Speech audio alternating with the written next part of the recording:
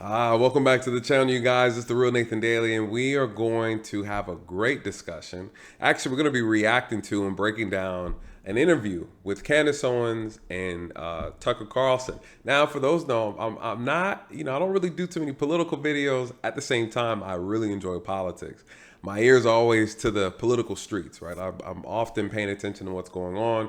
I don't really talk too much about the politics on this channel as much. Every now and then I'll bring some things up, you guys, that I find very interesting, that I want to share and give my thoughts and my perspective on. For those who don't know, I'm actually, well, I don't consider myself to be a Republican, but I do have conservative values, and I'm definitely not a Democrat. So what does that mean? That means I enjoy politics, but I despise a lot of these politicians. Why do I say that? Because they're not genuine and they don't have the people's best interest. And if you don't have the people's best interest, I don't care what side you fall on, right? At the end of the day, that's the issue. So I actually enjoy those who have more of a pro-American, American first agenda. I feel like that's where the priority should always lie. So if you're not familiar with the political drama that's going on, you probably already heard about it. Candace Owens and Ben Shapiro, there is some type of a disagreement. Again, another clash. And this one is a little bit bigger than before, I guess you would say. Candace Owens is doing an actual interview with Tucker Carlson, and she's explaining some things. Now I'm going to give you my thoughts on it, right? Because there's a lot of things that Candace Owens says that I absolutely agree with. And there's some things that I don't agree with her on. And the same thing with Ben Shapiro, right? So this is going to be a very interesting review. This is a long interview. I want to get your thoughts on it. But what does this all really come down to, you guys? We're going to be talking about hypocrites. We're going to be talking about the hypocrisy. I talk about hypocrisy all the time on this channel. We're going to talk about the power of emotionally unhinged individuals when it comes to things that they care about, and how, when you have a particular stance on something, people want to lump you in as a group. And the reality is, when you are an individual, and though you might be affiliated with a particular party, affiliated with maybe a particular movement, doesn't mean you all agree on everything. And I think that this is the moral of this particular story, is that just because we align on a lot of views doesn't mean we're going to align on everything. And that's okay. And that should be okay. Well, the problem with this conflict between Candace Owens and Ben Shapiro is this idea that a person can't have free thought. Is this an idea that we can't challenge each other's opinions? It's this idea that if I don't align 100% with what you want, when you feel like it, then all of a sudden I'm no longer a part of the group. This is a big problem in this country. I think it's a big problem within groups, just in general. And when you're seeing people not having the maturity needed to have in healthy dialogue or debate. But then when it's a topic that's passionate to you, you want everybody to acquiesce to how you feel because you believe that your opinion trumps anybody else's opinion. And that is the hypocrisy, you guys. That the First Amendment, that censorship only applies as long as you don't disagree with me. And I think this is where the buck stops. So let's dive into it, because ultimately what we see here is some contradictions. And I'm going to say this. I'm a little disappointed with how Ben Shapiro has been handling certain topics as relates to the war, or let's say the conflict in Israel and in Palestine. Now, listen, I get it, right? I get it. And my thing is, for those who take a neutral position, say, listen, we just want a peaceful resolution at this point. We just want peace. We hate to see innocent people harmed. We hate to see innocent people on both sides harmed. Regardless, no one is advocating for violence. No one is advocating for war, regardless of how it started, who started what first. Overall, it's a very complex issue. And just because you don't want to see people harmed on either side doesn't mean you're advocating for either side. It's just saying that you just want this thing to end. You want peace. You want, to be an amicable solution. And I think that's fair because it is complex, right? And some people know the history extremely well. Some people don't. Some people think they know it better than others, and some people don't. I mean, at the end of the day, I don't think there's anything wrong with having a neutral stance of just wanting peace. And unfortunately, when you do that or say that, people take offense to it. And that's where a lot of this stuff, I guess this clash is coming from between Ben and Candace. And again, we're gonna hear it from her words specifically, and then we're gonna talk about it. All right, and then I'm curious to know what you guys think. All right, so let's go ahead and dive into it. Where are we at? Watch Candace Owens get widely attacked, not by one person, but by everyone for being right. People like Candace Owens and others have been flagrant at putting out disinformation into the public sphere. The top performing post of the week was this post by Candace Owens, a far right-wing commentator and a favorite on Fox, denigrating George Floyd. It just shows how this website is a radicalization engine. You do have this sort of parade of MAGA world that are parroting Russian talking points. Tucker Carlson, Candace Owens, Tulsi Gabbard, I think somewhere along the line, they don't believe this, but they think that it's in their interest to say these things. These people are almost collaborators. That Candace Owens video was the top video on Facebook this past week, and she's saying all sorts of things about George Floyd and denying any systemic racism problems. And so there's a deeper fundamental issue with what the Facebook algorithm and all social media algorithm. Okay, so let me just pause it here and give my little 2 cents, right? Because we all remember the whole George Floyd situation, what was going on. We all remember the statement Candace made. She put out I think it was a Facebook or Instagram post video, and she was just like, "Why are y'all praising George Floyd? Blah blah blah blah blah." I remember that. Now here's what I'm gonna say. There were things that Candace Owens said that was very accurate. I don't disagree with what she said in that moment, if I remember clearly, right? Like I'd have to play it again, but I remember saying that, okay, it's essentially, one could argue, might be bad timing, right? So what ends up happening with these situations, people don't like how it makes them feel when Candace Owens says the things that she says. And again, you guys, the facts don't care about your feelings, right? Like this is what this is all about. This whole thing now, with the conflict and all that, it's about people's feelings, right? And there are people who are very closely tied to this conflict, right? They have family who live overseas. They have they have a historical or religious tie to the conflict, and I get it, right? I get it. Not dismissing that, but when it's time to debate, when it's time to have the conversation, there are some people who can't separate their personal feelings or their personal attachment from it, and they're allowing their feelings to overwhelm them in a sense. I'm not saying it's right or wrong, but if you're the main person always talking about facts over feelings, but when you allow your emotions to dictate how you handle, how you say things, you're insulting people, you're contradicting yourself, right? When you lose yourself emotionally, okay, then now it's not a good look, right? And so I think that's what this whole thing is really coming down to, is that we've allowed we're no longer having intellectual discussion. We're now very passionate, so passionate that we're losing ourselves. And now we're starting to look unrecognizable, or we're looking inconsistent. And I think that's what this thing is about. At least that's what I'm seeing. I'm seeing some inconsistencies now that it's something that is personally attached, something that personally affects you or you feel personally connected to. But anybody else's topics, anybody else's issue, you don't feel that connected to. So it's very easy for you to have a non-empathetic, a non-sympathetic response to what other people are going through. But when it's something that you're closely connected to, you see a different person. And that's what we are seeing from Ben Shapiro, in my opinion. I've been watching a lot of videos. The brother's he's been emotionally unhinged a little bit. And I mean, I get it, but you got to be consistent. You got to be consistent. What kind of content they reward? Others doubled down on vaccine disinformation. Folks like right-wing commentator Candace Owens, who told followers that she wouldn't take the vaccine even on her deathbed. Notice why they were attacking Candace Owens. What did she say? She said, well, actually, George Floyd was not murdered by a racist cop, much less by a systemically racist society.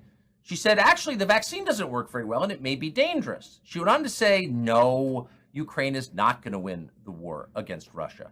And for saying these things, every one of which is proven true, she was attacked as an immoral person, a racist, and a traitor to her country. What's interesting, however, is that no one leveling those taxes ever apologized to her. And so maybe like Galileo, she's going to have to wait for her descendants to get the praise for her truth-telling. And we thought that seems unfair. So we decided to invite... People not going to apologize when they're wrong, right? That's the problem. People aren't going to... The media doesn't apologize. No one apologizes when they're wrong. Candace has said a lot of things that were accurate. She said things that made people emotionally uncomfortable. They were in their feelings. And as we know, we do facts over feelings over here. And what ends up happening a lot of times are people are so, they lose themselves emotionally to the point to where they're unrecognizable. And we saw a lot of that during the George Floyd fiasco and how people were propping him up as this martyr. We know how deceptive the media can be. And she was calling it out, you know, and she was right. Now, you may not like her delivery. You may not like how she presented it. You may not like her tone, you know, and then there was a lot of things like, well, because she's black, she's a sellout and she's a conservative, she's a Republican, blah, blah, blah. All these insults, right? All these type of shaming tactics to try to get you to dislike what she's saying, to dismiss the truth. But then now here we go, fast forward, right? And what she said was, a lot of what she said was accurate. And so very interesting point. And Tucker is spot on with that. That, you know, at the end of the day, if you are not aligning yourself with the media's agenda, with the country's agenda, they're going to try to discredit you by insulting and destroying your name. That's a fact. The oldest trick in the CIA book, right? Candace Owens into the studio and congratulate her face to face. Candace Owens, thank you for joining us. Thank you for having me. By the way, you're about to have another descendant. Actually, yeah, 40 weeks, but I was not missing this. I was so excited. so I'm nice. honored to be here. Well, so it's a little weird to see yourself. Look, we all get things wrong. I certainly have gotten a lot of things wrong.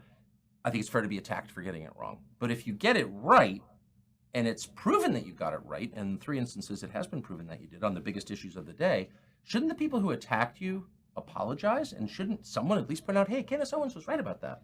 No, I think what tends to happen is they have too much ego and they're too proud and they want to sort of move on and pretend that they weren't as radical as they were in their stances and calling you a grandma killer, you know, if you wanted to go out the door and get groceries or if you wanted to maybe see your grandma because grandma shouldn't be dying alone even if she is dying.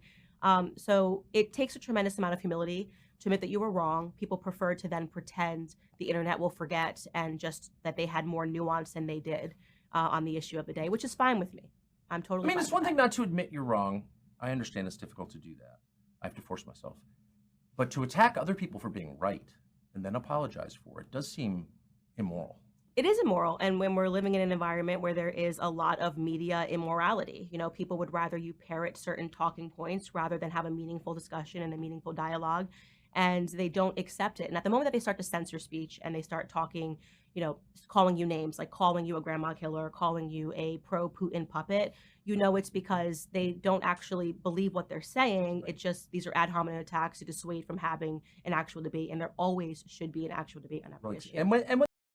Okay, exactly. You guys, this is a tactic that people use. We want to insult you.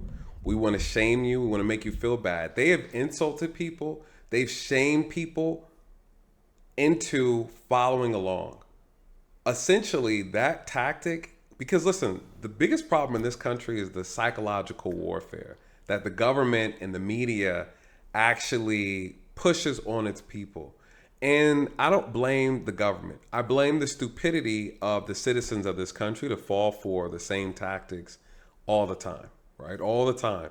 And so what she's pointing out is those who believe they're awake are often the ones who are fast asleep with their eyes wide shut. And Candace is saying, listen, they're labeling you to get you in line. They want to make you feel like you're not a part of the group. And so a lot of times people are shamed into becoming sheep, right? Like that's essentially the tactic that's being used. And it's very disappointing. And I think she's going to point out some more examples, but during COVID, yeah, they're like, during that time, I saw families turning on each other. Like, if you don't get the vaccine, you're out, you can't come around us anymore. you're destroying lives. It's just like, what are you talking about, right? Like, it's so easy to invoke hatred out of humans. I think we've become so fragile. We've developed in a way to where our critical thinking skills have become diminished to a point to where we're so easily manipulated. One could argue that this same type of thinking and tactics that are used against people is how they got away with slavery and lynching people in this country, right? Why people felt like their skin color is better than someone else's. So instead of speaking up for what they knew was right, they decided to go along with what was wrong because they felt more comfortable being a part of the group than standing up and speaking out. So that's what we see here. People being shamed and insulted into being idiots. But they never explain what you got wrong. They don't call it wrong. They call it disinformation, which suggests it could be right. That's usually a tell. And speaking of, so I was out of the country yesterday and didn't have adequate internet access on the plane to really follow this. And I don't understand the context exactly. But the internet was dominated yesterday by video of Ben Shapiro, who you work with at the Daily Wire, I think it's fair to say, attacking you. Here's the video. I just want to get your reaction to it. Yes, the question was about Candace Owens. I think her behavior during this has been disgraceful. Without a doubt. I can't call that.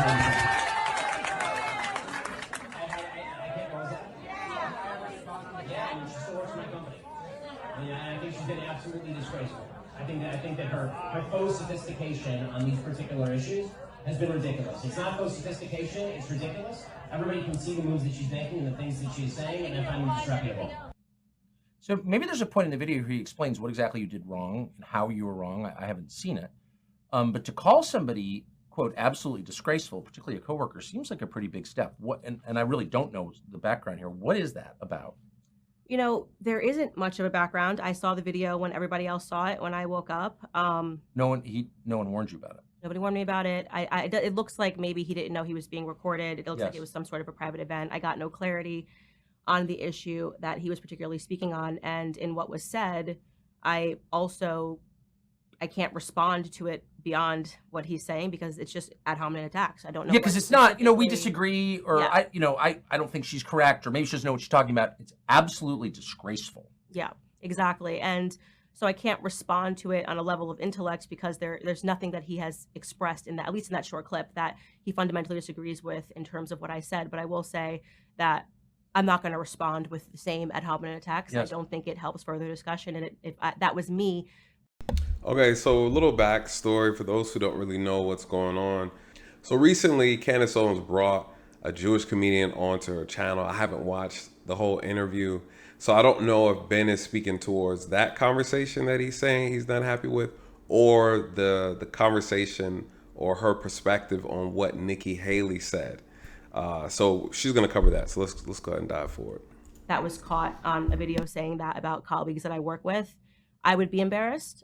So I think that the video speaks more to Ben's character than it speaks to mine. Has he texted you to apologize or explain or anything? No, nothing. I haven't heard a single word. It just was sort of something that he said. And you know what? Ben and I have many disagreements, so I don't think that that's particularly something that's interesting. We disagreed on the COVID vaccine. We disagree on Ukraine and Russia. He has taken virtually every stance that has been the opposite of mine on every issue over the last 5 years. So I don't think that that's particularly remarkable. Vaccine, really?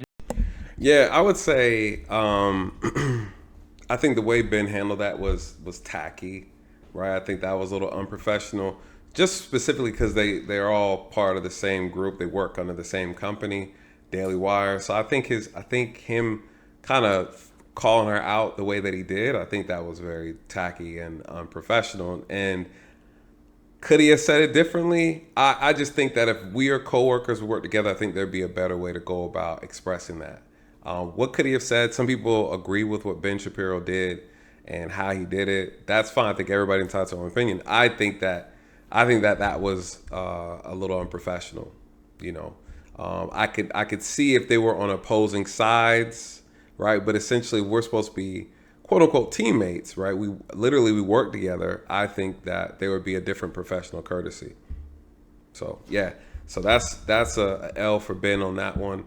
And for a man that's supposed to be, he speaks highly of having these certain type of character, this moral high ground a lot of times. I think that his position at the Daily Wire knowing his affiliation to Candace Owens to a degree, I think it could have been handled differently. There's a time and a place. I didn't remember that. Yeah, he was pro the COVID vaccine. I was anti the vaccine. You know, we were all idiots for not getting the vaccine. So that's totally fine. I am totally open to people having a difference in opinion. Right. I would hope that amongst colleagues that it would always be a civil disagreement. And I would never in a private event stand on a table and talk badly about Ben. It's I just would a little say weird. It's a little weird. So he was on the left on those three biggest issues of our time, is what you're saying? he has converted his opinions. He's accepted responsibility. He said, you know, I was wrong about the vaccine. Oh, good. Good for him. He is, you know, obviously pro pharma. His mom's a doctor. And I say to people, I'm very aware of my perspectives on big pharma, and I talk about it on my show openly. And I think that that's a tremendous credit to the Daily Wire that they allow a difference of opinions. But I would, as I said, hope that it would remain respectful and that you wouldn't throw your colleagues under a bus, so to speak. I think Exactly. Now, I like how she called out Ben saying, you know, he's pro pharma because his wife's a doctor. Now, listen, I'm not going to get into it. Like, I'm not pro pharma, but because I see the games, and if you understand what's going on in this country and how the games are played, you're not going to be pro pharma. You're not, because you know their intentions are not to help you, right? Like, it just is what it is. And so it's a nasty capitalist game in this country. It's the greed. But anyways, I'm not going to get into it, right? Maybe another time. But for those who know. And so Candace is right on that. So anyways, I think that's fair. And just for clarity, because I really don't know, is he your boss? Does he? I think there's a lot of misunderstanding about Ben's involvement. He's not the CEO of the Daily Wire. He is not making the day decisions at the Daily Wire. And I do want to make it very clear, because people are like, how could you possibly save Daily Wire after this? I have a very good relationship with the co-CEOs of the Daily Wire. Especially right now, the acting CEO is Caleb Robinson. He's a wonderful person. He's worked very hard to be where he's at. We have a lot in common that we connect on. And so people don't get to see that, which is unfortunate. You know, Ben lives in Florida. He's not a part of the day-to-day movement of the Daily Wire. You know, the rest of the hosts have their shows situated in Nashville. So we see each other every day. We talk. There's great camaraderie. And there's actually more agreement. There's actually a lot of people that are, as I describe myself, just pro-America first. And I think I've been that way consistently throughout my political career. Whether people agree with it or not in different moments is up for debate.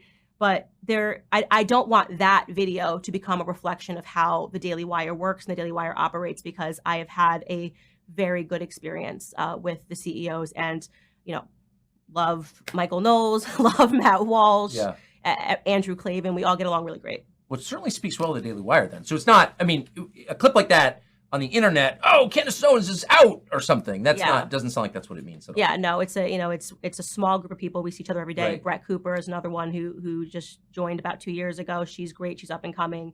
And there's a lot of stuff that we're working on. And that's why I think this video is even more unfortunate, because people see him as a figurehead, rightfully so, of the Daily Wire. And it allows people to, you know, speak energy into the Daily Wire that isn't necessarily there, because he's not there on a day-to-day basis. Okay, that's very interesting. So if we could take 3 steps back and give us the context for this debate. How are you on different sides of it? I mean, I haven't heard you endorsing Hamas. Like, you're not. No. Well, I have not endorsed Hamas in any way, and yet people have interpreted things that I say, or actually rather things that I don't say. It's becoming very much reminiscent to me, and why I have used my platform to say this, of Black Lives Matter, where if you don't say anything, they say your silence is violence. If you say something and it's even-handed and it's nuanced, which is to say, you know, during the times of Black Lives Matter, you might say, I don't support police brutality. Who does? I don't support racism. Who does? But also, I think that police are a crucial part of every city. So this is the key. And what she's saying is absolutely correct. People don't want nuance. People don't want context. People don't want explanations. People don't want to talk about all of the intricate pieces that make up a complex issue. They don't want it. You guys, people want surface level responses. They want headline reactions. Nobody wants intellectual interpretation. They don't want that. And as soon as you give them that, right, then they think that you are actually for what you're trying to explain, or what you're trying to bring some type of clarity to, right? Or they think that you're against the other. You know, me understanding both sides doesn't mean I agree with either side. It means that I'm trying to understand what's going on. They don't want you to understand. They want you to blindly accept. They want you to blindly follow. And that's what she's saying. She said, anytime we try to bring context or just really have a debate, like then they like, hey, no, you need to choose sides. Like this is what this is all about, you guys, is they don't want people, they want everybody to be radical. And unfortunately, life is not black and white, it's gray. And anybody who's not willing to understand that, unfortunately, you find them not having the maturity needed to have the conversation. And we see that all too often when people emotionally lose themselves in these topics. And that's pretty much what this is about. And I think Candace bringing up Black Lives Matter is a perfect example. A perfect example. You know, I call that the Trojan horse effect, right? When you're trying to discredit the behavior of an organization, but then people are getting on you about what the organization is actually saying, right? So by attacking the organization's character and their integrity, then they think that you're actually attacking what they're actually standing for, which is quote unquote Black Lives Matter. So, hey, this organization's suspicious. Oh, that means you're racist. That means you don't think Black Lives Matter. Like, no, I'm saying what they're doing is wrong. Oh, but people can't distinguish between the two, right? Between the organization and the movement. They married themselves as a way to shield themselves from criticism. And the moment you criticize the organization, people accuse you of criticizing the movement. And it is a sneaky tactic that has been very, very well used from the ages of time to help push propaganda. And then because you don't want to be labeled as anti this, anti that, then you go along with the corrupt nature of the organization out of fear of being labeled something that you're not.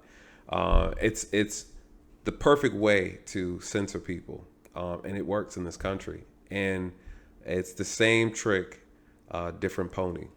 We need to have policing in cities, so these calls to defund the police are immoral and wrong and are going to lead to more Black deaths.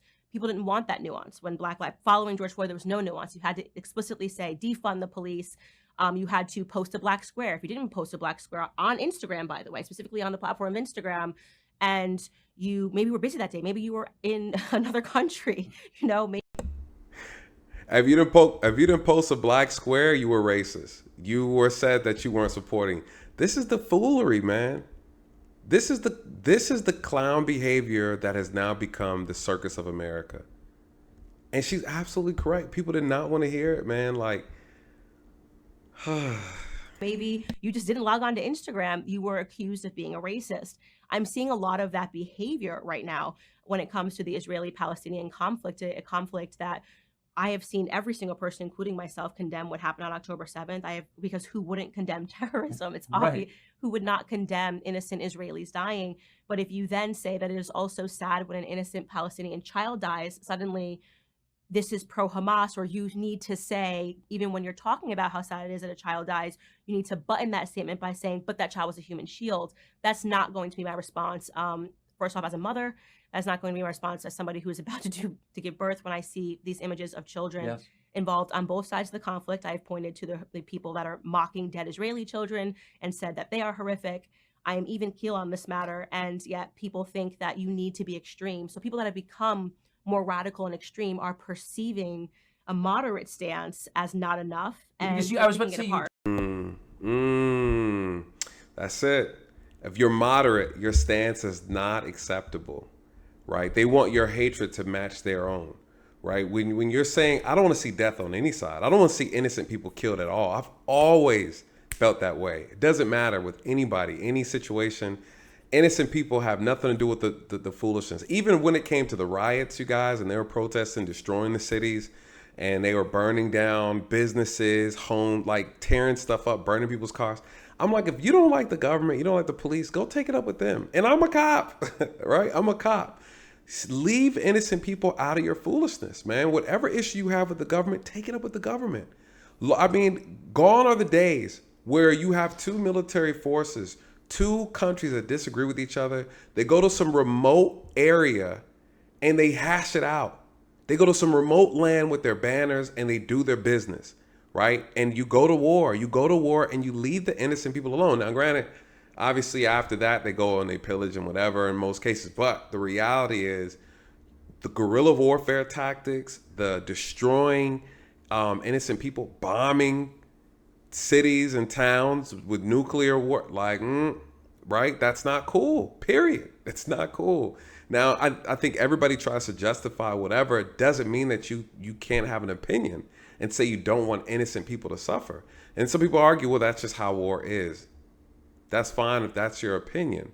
Respect my opinion too. And my opinion is, I hate to see innocent people be dragged into government conflict. I don't understand what's so controversial about that. If two governments have an issue, how about y'all take it outside? How about y'all take it over there in the desert and go at it? By all means, go at it.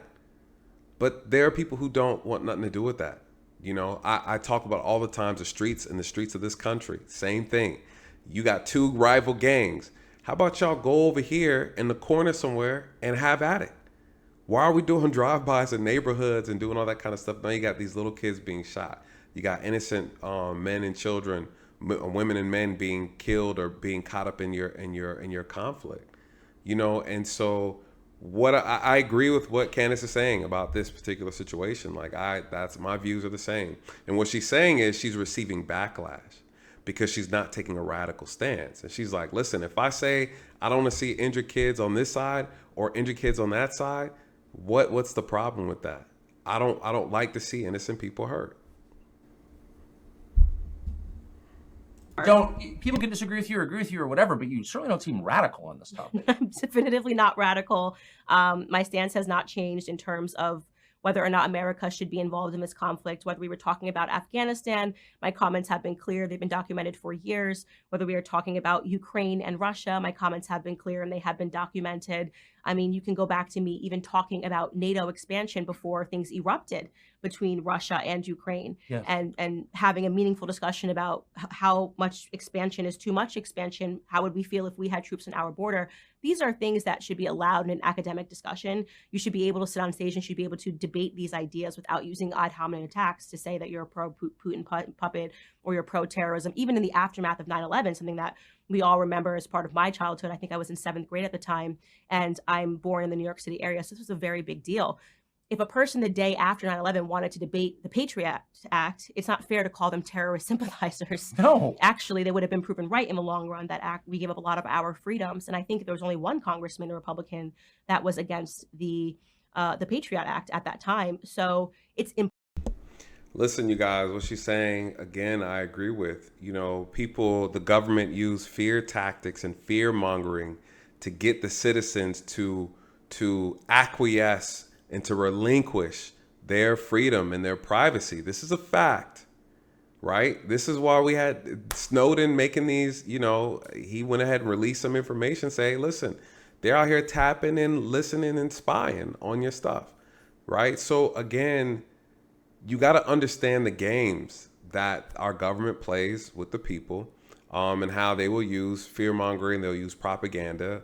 They will use psyops on their citizens to get them to agree to something that they want, that even some of the citizens don't even realize that the government made you agree to something that they wanted you to agree with simply because they manipulated you through their psyop. And so this is something that is very well documented. They've done it for centuries in this country. They continue to do it, and we continue to fall for it, right? Because we don't pay attention. How do they do it? Through the emotions, right? Like they get into people's emotions, and next you know, you find yourself agreeing to something that you normally morally and ethically would not have agreed to, but because you're so emotionally worked up. And then 10 years later, you see the documentary about how the government lied to you, and then 10 years later, we forget all about it, and then they do it again. You can't make this up, right? So she's right. She's right. We give up a lot. We give up a lot of our freedoms in exchange for believing that it's in our best interest. And that's how the government continues to get these footholds. So believe what you want to believe. The proof is in the pudding. Important, actually, when you start making decisions in a highly emotional time, that people sit down and have these academic debates. And there are people that are saying, no, it doesn't matter because people are dead, that you need to just choose a side, and that needs to be it. It needs to become tribal. There's also, I can't help but notice that your views reflect mine, I would say pretty much. I'm an American. I was horrified by what happened on October 7th. think it was pretty strange. I don't really understand how it happened, but innocents died, and that's awful. And I hated watching that. And I feel so sorry for the Israelis who were killed. However, there's an emotional response that is disproportionate, I think, on the part of some commentators. I mean, our country's being invaded right now by millions of young men whose identities we don't know, who probably don't even like America, and they're now living here. Over 100,000 Americans die every year of fentanyl. I've known a couple. Those are real tragedies. I've never seen anything like the emotion from any commentator around those tragedies as I'm watching about a foreign tragedy. I think that's odd.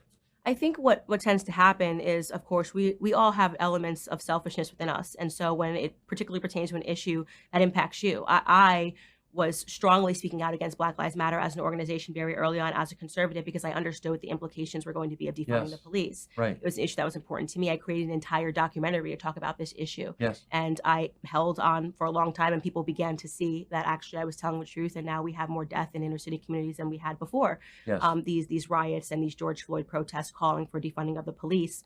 And I think in terms of this, that's what's also happened, is that people that are pro-Israel are pro-Israel, a lot of them, because they have family members in Israel. I get it. They I have get it. homes in Yes, Israel. yes. And so they feel very attached to this issue. And, you know, I was very happy to host somebody who was pro-Israel. He's a pro-Israel comedian on my show the other day. And I explained this to him. I said, you know, you are demanding that we have this same response that you are having about what people are saying on college campuses. The rhetoric on college campuses hasn't changed. Did you not remember what they were saying, what professors were saying, the anti-white explicit racism that was happening, and not even just allowed in terms of student protests, but was written into the curriculum at these universities for years. People were learning this actively in school, that whiteness was associated with wrongness. You had college professors that were writing about this need there need to be less white people in America. You can find these articles. They exist online. They're everywhere. They're everywhere. So yeah, this is interesting. I love how she's making this comparison, just kind of pointing out a lot of the contradictions. You know, when it's an issue that's important to you, you want people to really respect it and understand it. And so she's pulling up the comparison on Black Lives Matter. I think that's very interesting. It seems genocidal. I mean, if you're It saying is genocidal. like by definition, if you're saying being a certain ethnicity or race is itself a sin and we need less of you, I mean, that is the definition, is it not? Right. It was an understanding of needing to breed out white people. It was unbelievable what I was seeing, and I was impacted by it because I'm in a biracial relationship and I have biracial children. So you are telling me that my children are going to have to decide between whether or not they are white oppressors or they are Black victims. It doesn't stand for me. So I was attached to this issue, and it's something that I fought for hard on college campuses, and there was no support. There was nobody talking about, well, this is what needs to go. These kids need to go onto blacklists. And by the way, if they did speak that way, I would have disagreed with it because I am pro 1A. I believe in the First Amendment. I believe that kids, by the way, are naturally stupid. In case people forget, I started on the left, right? Yeah. So if you found me in college, you would have found a pro-life person who believed, in some racist principles, fundamental racism in America, because that was what I was being taught systematically in the classroom. And then I got to grow up and change my mind. And I don't think people have thought past their immediate emotions to consider what's going to happen when you put these kids on blacklists. You think that's going to bring them over to the pro-Israel side when they get older? Most of these kids, especially when you're talking about the cream of the crop at these Ivy League universities, already have access to money and wealth and connections. All right, so what is she talking about? She's talking about a blacklist. This whole thing came about between Megyn Kelly making a statement on Twitter, Candace Owens responding, and then Vivek also making a counter response. Megyn Kelly was talking about the protest and the position that some student groups are taking on college campuses. I believe more specifically Harvard. And these groups, there are student groups who are pro-Israel, those who are pro-Palestine, and they have been clashing and protesting on college campus.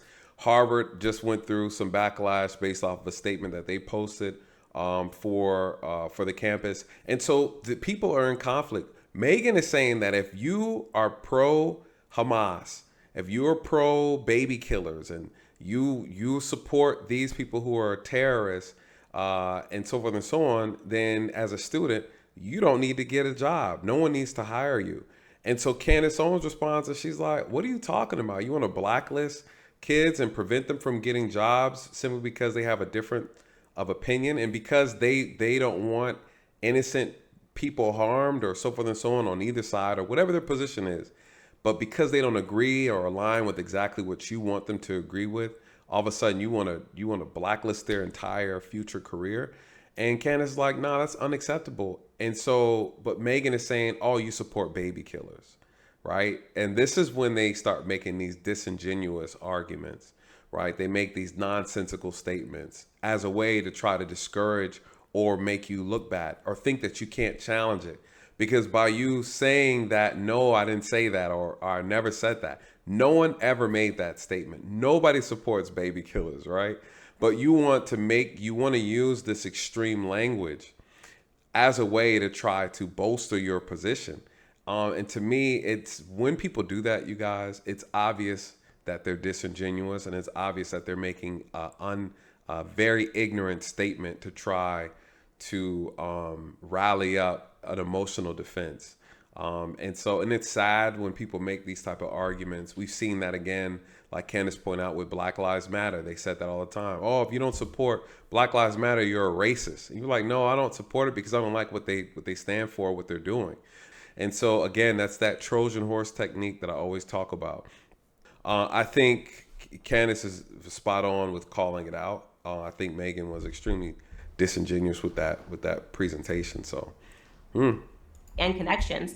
And so maybe debating the issues and explaining to them why it was wrong to sign this specific letter, which didn't call for explicit violence against the Israelis, but it actually was very poorly timed, and it blamed them for what happened, which would have been horrific. Imagine after 9/11, somebody issues a letter on college campus that says, oh, well, sorry about the fire department. I agree. Yeah, I get why donors are mad. Imagine, and by the way, I support donors giving money to things they agree with. Yes, I support that. I strongly do. Yep. The part that, and so I had no problem with that at all. Same. You don't like it, don't pay for it. Good for you. However, then I thought, well, wait a second. If the biggest donors at, say, Harvard have decided, well, we're going to shut it down now, where were you the last 10 years when they were calling for white genocide? You were allowing this. And then I found myself really hating those people, actually. That you're okay with that? On what grounds were you okay with that? And this is what I've been trying to explain to the pro-Israel lobby, that what you are seeing as lack of support is people that are asking the question is, where were you as we have endured all of this? You were paying for it, actually. Right. You were paying for it. You were paying for it. You were calling my children immoral for their skin color. You paid for that. And so why shouldn't I be mad at you? I don't understand.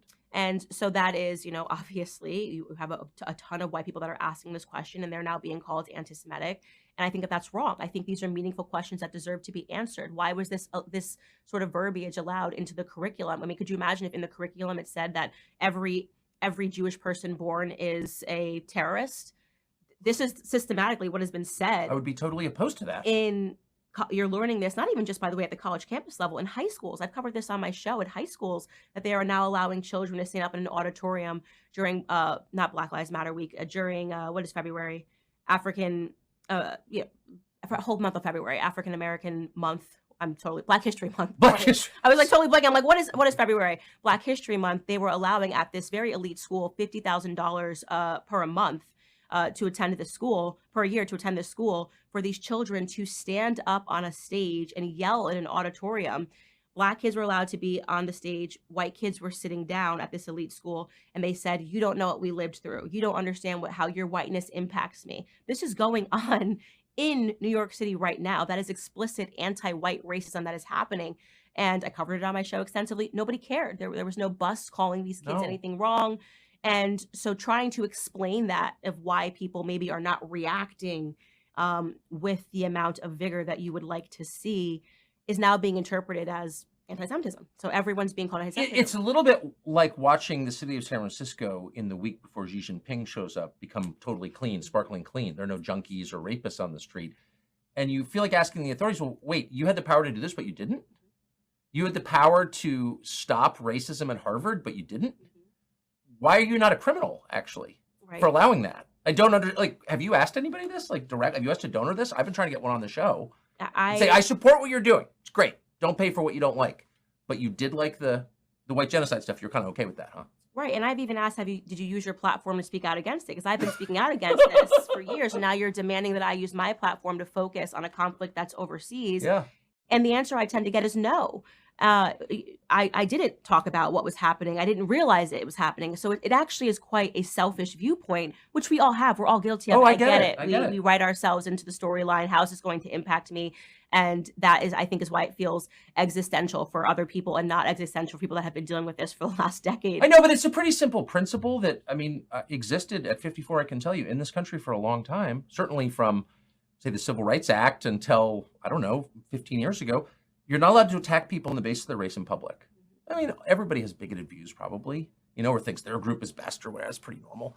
But you're not allowed to say, I don't like you because of your race. Like, you're not allowed to do that. Why can't we just return to that standard? I'm missing it. Right. And this has been a dialogue that I think some of us have been having for years. Some people are just now jumping into this dialogue. And I don't fault them, their emotion, but I'm not going to become a radical and rise to that level of emotion. I think my takes have been very moderate. Even people that are reading into things that I haven't said are unable to explain to me why what I'm saying is not okay. They can't point to a specific sentence that I said that was wrong. It's more about how they're reading into the sentence, which if it's how you are reading into it, that is your emotion. And as I said, my views have not shifted since I got into the political sphere. I have always been pro the First Amendment. I have always been pro staying out of foreign conflicts. And I'm sorry if that feels to you like a personal attack. There's this wonderful Thomas Sowell quote where he says that people that are used to special treatment, when you start to treat them the same, feel like they're being discriminated against. He says it much more eloquently. He's Thomas Sowell, Dr. Thomas Sowell. Wow, I like that. I like that. Oh, I like that. We got to run that back. What is she saying? What does that quote mean? It means be consistent. Be consistent. Don't start changing your views. Don't start talking about it's okay to censor people now. Don't start saying, well, feelings do matter over facts. Don't start saying those things when it's something that you care about, when it's something that you are emotionally attached to. Essentially, she's saying that,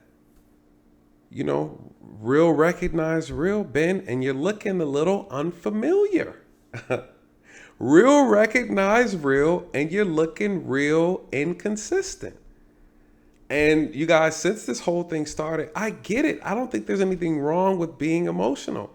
But when you have built your entire platform on trying to be an individual that is always level-headed, and you slowly start to, from what I've seen personally, I don't know, for those who've kept up with this, I don't know, man. I think Ben has been just kind of he's been losing himself, and I mean, he's connected to the issue. I get it, but you got to be consistent, man. And I think that when that's the persona that you've built, and then now you're looking like a contradiction of the persona that you created for yourself, obviously people are going to call you out about it. People are going to call you out about it. I talk about facts over feelings on my channel all the time. And if I started getting real in my feelings about something, folks will call me out on it. Because truth be told, guys, it's hard to have these difficult conversations because about these sensitive issues impacting our country or foreign countries, social issues. It's hard to have these conversations and be so emotionally invested, right? It doesn't mean you don't care. It doesn't mean it doesn't matter. But there's so many variables. There's so much context. There's so much nuance. It's not black and white. But when you put your emotions in it, then you lose yourself, right? You're no longer able to see the forest through the trees. And that's the problem. And I think right now, what she's pointing out is, people have gotten so emotionally invested that they're no longer making or understanding or hearing or listening to understand. They're no longer listening to understand. And I think that's the moral of this. But what she said with that Thomas Sowell quote, right? That's powerful. That's powerful. And it's so true. It's so true. And it just really speaks to the point that it's easier to say all these things until it impacts you, until it's something that you care about, until it's a loved one, right? People say it all the time with the police conflict when I'm talking about it. Yeah, you could talk all this stuff until it's your mom that gets pulled over, till someone you love and care about, your wife, your husband, your child, till your child gets treated unfairly by a police officer. Then you're going to be like, hold on, right? So be consistent. Be consistent. Whew. Yeah. Dr. Thomas Sowell, but that's the gist of it. And I think that what we're seeing right now is things that are being perceived as a discrimination, and it's not discrimination. I'm just treating you the same as everyone has been treated. And throughout at least my dialogue and the things and monologues throughout the last 6 or 7 years. Yes. And I do also want to say that I find it particularly despicable, as I have said on my platform, when people who are Listen, I'm holding you the same standards that we've all been holding everybody on these topics. I'm holding you to the same standards that you've been holding everybody else. But the moment these standards are then now placed upon you, you don't like it. It doesn't feel good. It doesn't feel good when someone tells you to calm down, that you're being emotional. Then someone says, hey, listen, you're not listening to the facts. You didn't hear what I said. Now you want to attack me instead of attack what I'm saying. Address what I'm saying, right? So again, what she's saying is so true, you guys. This is interesting. And I like how she's handling this in a very classy way, right? She's like, I'm not going to attack Ben like he said my behavior is disgraceful. Tell me, what did I say, right? Talk about my stance. What about my stance is disgraceful? I'm not condoning any violence. I'm not okay with anybody getting hurt, right? Like no innocent people. I'm not accepting any of that. And so because I'm saying I don't want to see innocent people on Palestine side get hurt means that I'm condoning what Hamas did. No, you guys, that's not how it works. And that's not how it works. But because you're so emotionally entangled and it's making you blind, you're that rage, that frustration, that hurt, whatever that emotion is, it's making you intellectually blind. And that's what she's saying. That's what she's saying. You're no longer able to have an intellectual debate because you allowed your emotions to supersede your logic. Whew. And it happens to the best of us. And that is her point. That's her point. That unfortunately Ben Shapiro has exalted himself and others have exalted him as someone who can think logically through any type of emotional, right? He's able to separate himself. And unfortunately, guess what? Ben Shapiro is human. It only took to see an actual situation that he is passionately connected to where you start to see his emotional side. And there's nothing wrong with that. But don't judge and shame and insult others when they are expressing their emotions to things that they are attached to or passionate about. Respect their passion, respect their emotions. You guys, that's what this is all about. It's about being consistent. Ben Shapiro will never be able to hold those same words over other people now because he himself has become a victim of his own emotions, and it's shown. And some people think it's not a good look. I think it just shows that, we all have a soft spot, and we all need to be a little bit more understanding when we communicate with each other. And I think that's the moral of this. Pro-Israel are now being called anti-Semites for asking meaningful questions. I talked about Charlie Kirk. Charlie Kirk, following the attacks on October 7th, turned to the Israeli government and said, how did this happen? He talked about Israel being the size of New Jersey. He's been there many times. He funds thousands of students to go there and to visit. He's honestly radically pro-Israel, I would almost say. It's probably a fair thing to say about Charlie Kirk. Yeah. And he was asking these questions with the intent of, if these were your children and they were involved in this horrific attack, wouldn't you want to know these answers? He's like, you can't move 5 feet without seeing an IDF soldier. I've been to Israel, and that is a fact. I have too, a number of times, and I admire their border barriers. And I always have. I always think, I wish we had that. So that's a totally fair question. Totally fair question that he asked, and it got interpreted, and then there were suddenly these attacks asking the question of whether Turning Point was seeping with anti-Semitism, and how unfair to, after all of the work that he has done to support your cause, to turn your back on him and to call him an anti-Semite because you don't like a question that he asked that actually was being asked from the heart and with a little bit of rage toward this even being allowed to happen. We always have to hold our governments accountable in how they are responding. And plenty of Israelis, some of whom I know. People don't want you to ask questions. People don't want you to inquire, right? It doesn't matter how innocent the question is. If a person is offended, they are canceling you, right? Like that's the problem with cancel culture, is that you're not allowed to ask questions because your simple questioning means that you're trying to criticize, insult, or that you're anti whatever they're promoting. And that has become a very consistent thing in this country recently. And that's the problem, right? And that's the whole thing that we need to be fighting against, is that people are not allowed to have opinions. They're not allowed to express their views if it offends you, if you feel like it's offensive. Well, I'm sorry. I'm not obligated to be non-offensive, right? And if you are offended by what I say, that's a personal problem. That's a personal problem, right? We're trying to create laws. We're trying to censor people. We're violating people's constitutional rights all because their feelings were hurt. Whew. You guys, we got dark times ahead of us. You know, we got dark times ahead of us if this is where we're going. And so we absolutely got to have these conversations. It's getting dicey out here. God, dog. Are asking that question, and why wouldn't they?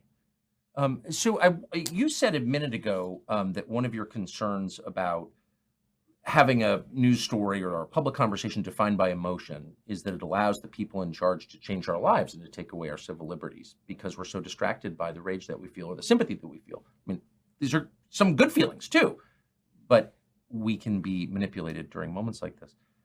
Here, case in point, here's a woman who is running for president, the former governor of South Carolina, Nikki Haley, explaining that because of these attacks on October 7th, the rest of us need to register with the government in order to express our opinions online. Here she is. When I get into office, the first thing we have to do, social media accounts, social media companies, they have to show America their algorithms. Let us see why they're pushing what they're pushing. The second thing is every person on social media should be verified by their name. That's, first of all, it's a national security threat. When you do that, all of a sudden people have to stand by what they say, and it gets rid of the Russian bots, the Iranian bots, and the Chinese bots. And then you're going to get some civility when people know their name is next to what they say. So Nikki Haley, this has been noted. This woman is she wants to be a dictator so bad. She wants to be a dictator so bad. Bless her heart. Lord have mercy, she'd be the worst president for a lot of different reasons. But Nikki Haley's smoking that stuff online, but it's not her real name, of course. It's a pseudonym. And so she's not even using a real name and telling us that we have to register with the government under our real names in order to give our opinions. That's obviously... Do you guys, what he said is correct. Nikki Haley's not even her real name, right? That's her nickname. So it's funny her to be calling that out. You know, I say that all the time on this channel. We got too many people out here changing their names and trying to reinvent themselves. So I believe she's Indian. Nikki Haley, I think she's Indian or something like that. But yeah. She's suspect. Contrary to the First Amendment, I don't know why the anchor didn't say something about it to her, but sort of nodded, oh, it's accountability. But it's fascism, actually. So, like, why isn't Nikki Haley getting laughed off the stage? Well, Nikki Haley is someone that I would describe as radical. She's a radical in this moment, and she's trying to present her opinions as not radical by hiding behind a terrorist attack, and it's not going to age well. So right now in this moment, people are like, this rhetoric is totally fine. You're going to look back in a year, and people are going to say, actually, this was kind of crazy, some of the things that she said. You know, she, in my view, has become increasingly radical every time she even hits the debate stage. I don't even know, what country she's running for president in. Right. And I think Vivek Ramaswamy called her out accurately. And based on even my own personal experiences with her, which I've documented on my podcast, as somebody who isn't looking to actually win president, doesn't want to become president of the United States. What she's looking to do is to secure certain contracts after she leaves the stage and she loses. And so for her, the motive are relationships that she's going to build and money that she's going to earn, as best evidenced by the fact that when Nikki Haley left her ambassadorship, she was broke, and now she's a millionaire, multimillionaire. And you have to ask how that happens. And Vivek Ramaswamy has had the courage to talk about her contract with Boeing. So her concerns are not about American citizens whatsoever, which is why it's all about sort of kowtowing to the person that I think that she believes, or to people that she believes can write her the biggest checks. That's been my assessment of Nikki Haley from the very beginning. It's still my assessment now. Take it or leave it. But you've been attacked for saying that. And in fact, she's not hardly alone in that. I mean, a lot of politicians, in fact, almost all politicians respond to their donors.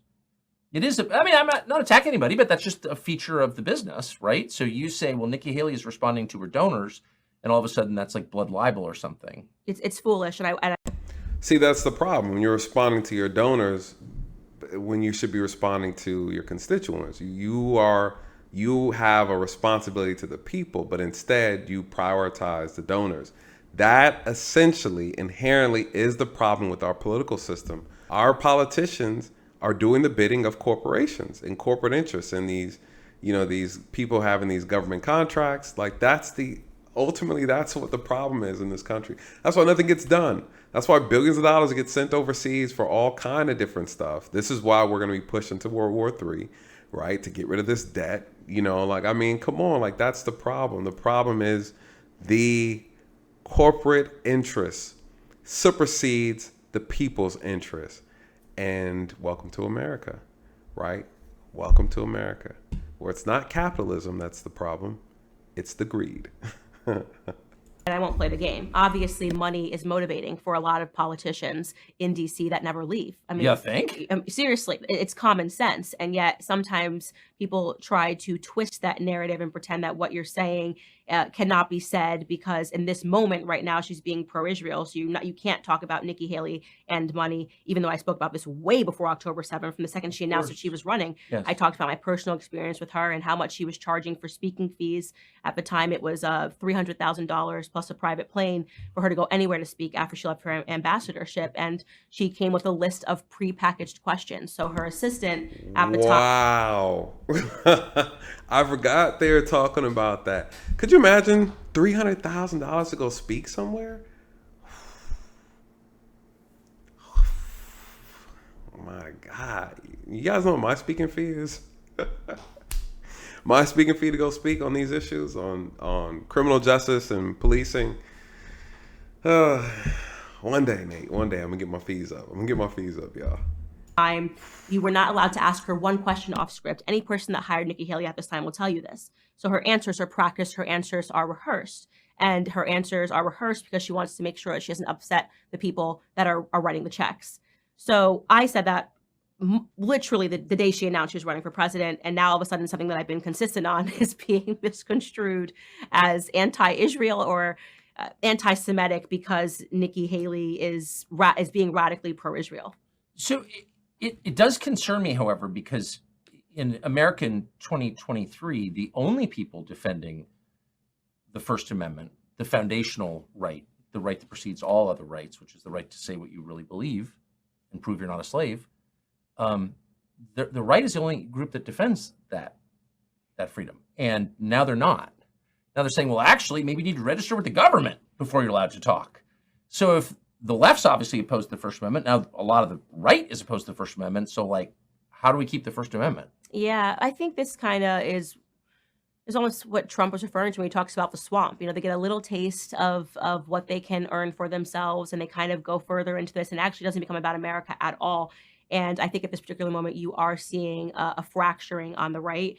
There are people that are pro-America, America first. I am a person that considers myself pro-America, America first. And it absolutely makes my skin crawl when people try to tie America's success to what we have to do overseas. I believe in national sovereignty. I believe that America has what it takes here at home to be a great nation. And actually, I think history sort of tells us that once we started this campaign of international liberalism following World War II, things kind of started falling apart, especially this a steep decrease following the 1960s, without question. I mean, socially, morally, economically, this has been a nation that's in decline. And so I cannot stand when I see these politicians on stage emoting and saying sentences like, we can do both. Look around you. Does it look like we can do both? Where is your evidence to support the claim that America can do both? Because I'm looking around and it's very clear, it's very obvious that we cannot do both. We can't do both. We shouldn't do both.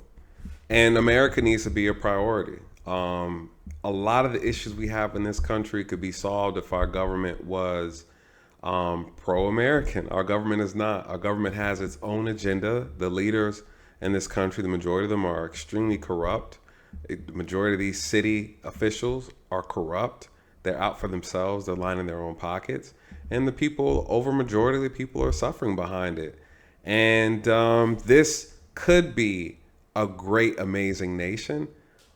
But man, the greed, man. It's the wickedness in high places, as they like to call it. All this foolishness that's going on in the Puzzle Palace in this country is completely, honestly, I think there's a lot of politicians that need to be locked up for treason. I think the things that they are doing in Congress is treason. A lot of it is treason. And I think if anybody were to really, really, really expose what needs to be exposed, I think you can make an argument for treason. Absolutely. And Candace is right. How much billions of dollars? And you got people over here in this country can't even afford a home. You know, inflation. I mean, we already know what it is. And so it's sick, man. It's absolutely sick. And I believe there's people setting this country up purposely for failure and selling us off to be ran over. And that's my theory. Our children are failing academically. People are fearful to go into inner city communities. We have people that are suffering from depression, overdosing on fentanyl. We're fundamentally an unhappy nation because we don't have an identity because of these things. We don't have an identity. We've completely lost what it means to be an American. It is why I feel very inspired when I hear someone like Vivek Ramaswamy speak and talk about American principles. I hate the way that they illustrate their opinions about people that want that old America, that are nostalgic about that America. When someone says, and I've heard of this statement, and I can't remember who said it, but you can't be pro-American unless you're pro-Israel. I just thought of the person who's probably in West Virginia who had both his legs blown off, right, fighting overseas, who is pro-American, and you're telling him like, no, unless you agree that every single war should be everywhere, you're not pro-American. We've lost our identity. I mean, that's completely a foolish thing to say. And I say this to somebody who, if I was going to be radical anything, I'm probably radically pro-UK, right? I married a Brit. My children have dual citizenship. I would never utter the sentence that to be pro-America means to be pro-British. I love the Brits. I love everything about, I love being in the United Kingdom, but I know what it means to be pro-American. It means to be pro-American. I couldn't, as someone who's ancestors from the UK, I couldn't agree more. You got to kind of wonder where this is going now that, basically no one in the establishment in Washington is for the front runner in the Republican presidential primaries. Trump gets the nomination. Like, what happens then? I think you're going to probably see the same things that we saw in 2015 and 2016. I think there has always been a never Trump contingent. Right. It has manifested itself now as pro DeSantis. A lot of the never Trumpers became, very pro DeSantis. Yep.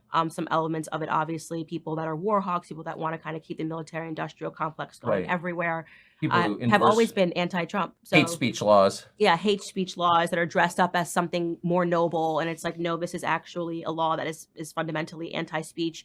And if you want to debate that, we can, and we should have that debate. But it, again, always seems to be reduced to smears and libels and not an academic discussion, which it should be. So I don't think this is new. I think it's just kind of reappeared as something else. And we have always had these people.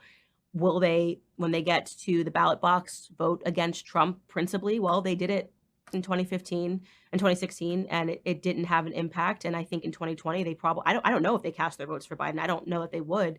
I have taken myself out of political prognostications entirely. Yeah. It's very difficult, I think, now. Yeah, because I obviously am always hoping that America wins at the ballot box. People that are focused on American initiatives are focused on wanting citizens to be successful here, not making them feel guilty about wanting to feed their families, not making them feel guilty about what they're seeing at the gas station that they can't afford, despite the fact that they do what they're supposed to do day in and day out. They wake up, they go to work 9 to 5, and the government is taking everything and telling them that there's some new moral crusade. Every time you blink, there is a new moral crusade. How many have we lived through in just the last 2 years?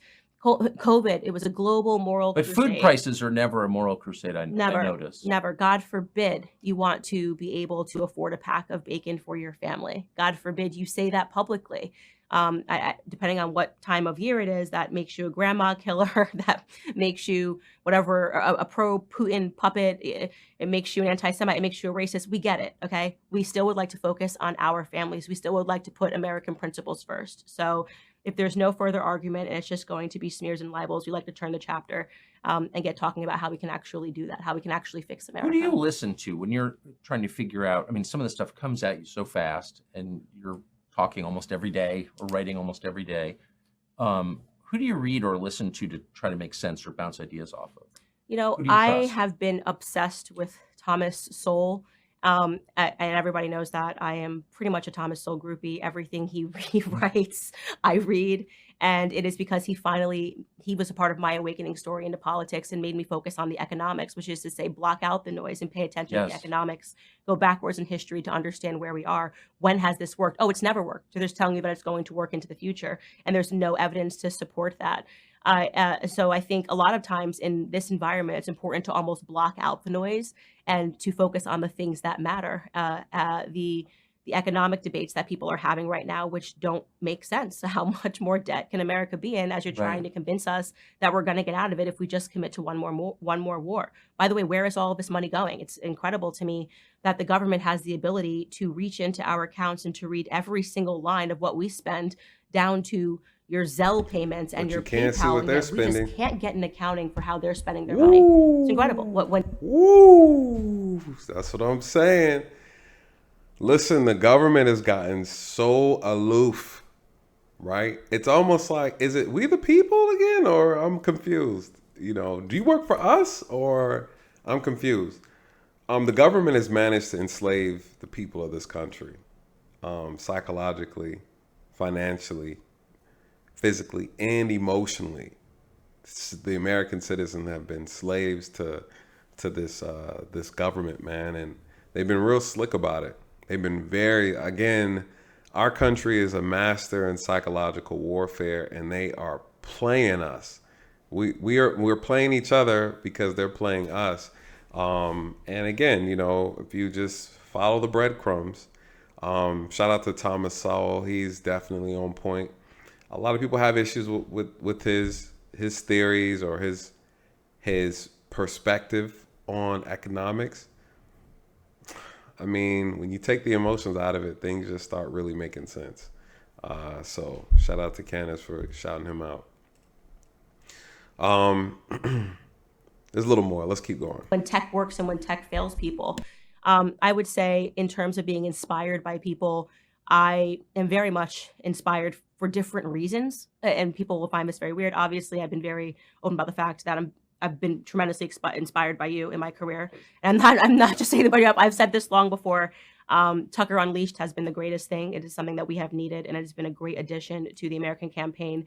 I also am inspired by Elon Musk. He is so different from me, and we probably have very little in common. And yet, in this weird way, his fight for freedom, what he did for Twitter, is something, there are no words to illustrate what that actually meant in terms of the global conversation. He is a hero.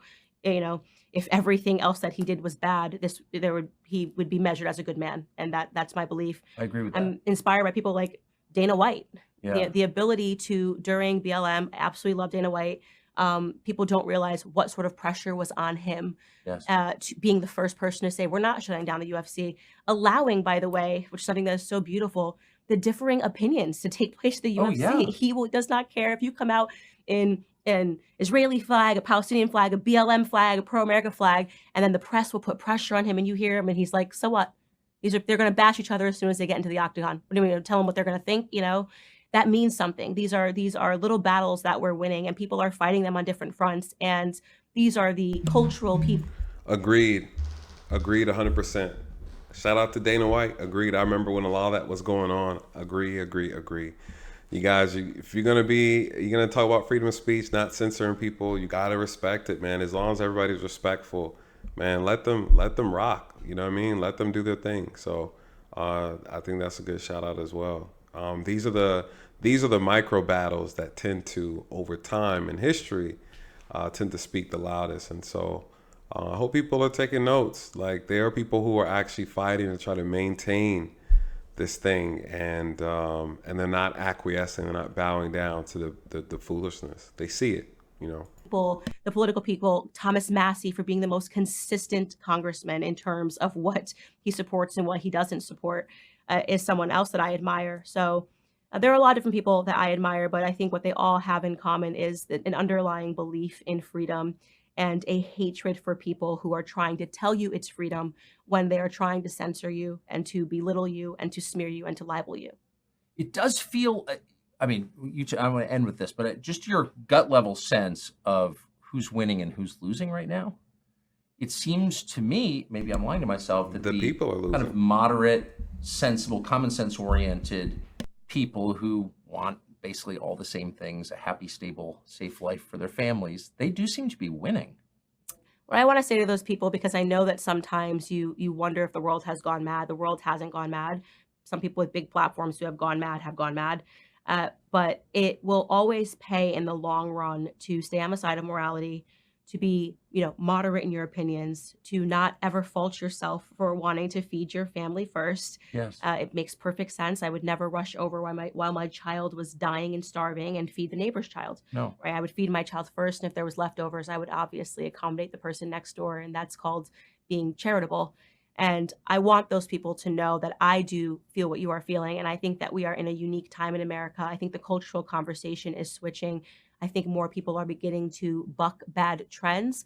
And the more of us who stand up for that morality, the more people that will be encouraged by that standing up and who will join us. Do you find yourself thinking about God more than you used to? Yes, without question. Really? Yes, it is just one of those things.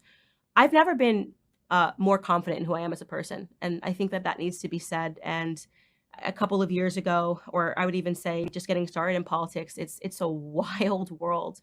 And you do realize that people do sell out. You do realize that there are people that don't have courage to say certain things. There's a lot of backhanded messaging and texting that's going on because people have aligned themselves to groups and not principles, which I think is wrong.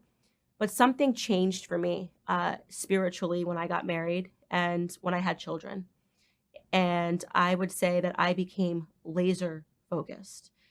And I've never felt more secure. I've never felt more sure that I will land on my 2 feet if I follow a path that I deem to be righteous.